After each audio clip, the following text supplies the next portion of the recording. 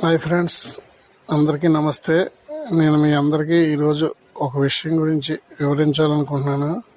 మీకు ఎవరైనా సరే మీ ఫ్రెండ్స్ యూట్యూబ్ లింక్ పంపిస్తే యూట్యూబ్ లింక్ ఎలా ఓపెన్ చేయాలి, లింక్ ఓపెన్ చేసిన తర్వాత ఎలా ఛానల్ సబ్స్క్రైబ్ చూడండి ఫ్రెండ్స్. లింక్ ఇలా ఉంటుంది.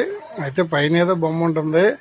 అవన్నీ మనకి ఇందులో పెట్టడం కుదరకు ఓన్లీ లింక్ మాత్రం పెట్టాను. జస్ట్ ఆ లింక్ అలా టచ్ చేస్తే మీకు యూట్యూబ్లోకి వెళ్ళిపోతుంది. చూడండి ఫ్రెండ్స్, ఛానల్లోకి వెళ్ళటంతో అదొక బ్లాక్ సింబల్ వచ్చి సబ్స్క్రైబ్ అని అలాగా ఫిగర్ కనిపిస్తుంది. జస్ట్ మీరు ఆ సబ్స్క్రైబ్ మీద జస్ట్ ఒక్కసారి అలా టచ్ చేస్తే చాలండి.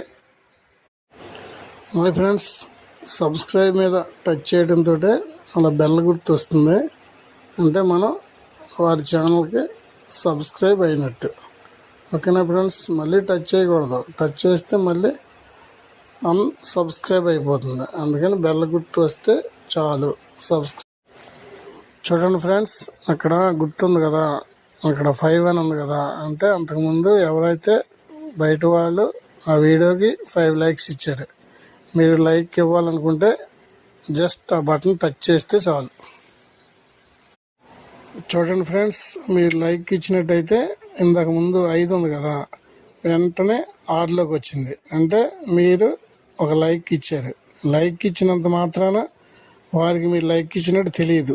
ఎందుకంటే ఓన్లీ లైక్కి మాత్రం ఫ్రెండ్స్ మనం లైక్ కొట్టినంత మాత్రాన తనకు తెలియదు.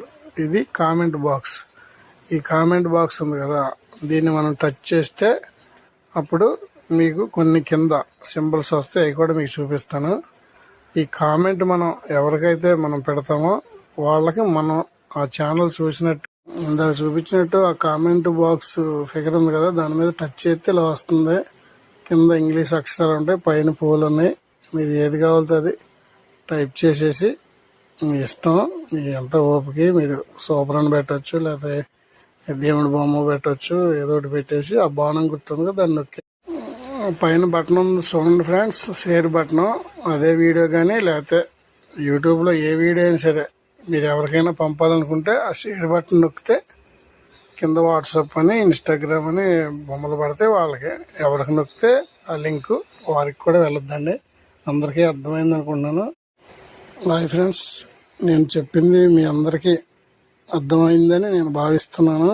ఒకవేళ మీలో ఎవరికైనా అర్థం అవ్వకపోతే మరిన్ని విషయాల గురించి నాకు కామెంట్ బాక్స్లో పెడితే నాకు తెలిసినవి మాత్రం నేను చెప్తాను ఫ్రెండ్స్. Thank you friends.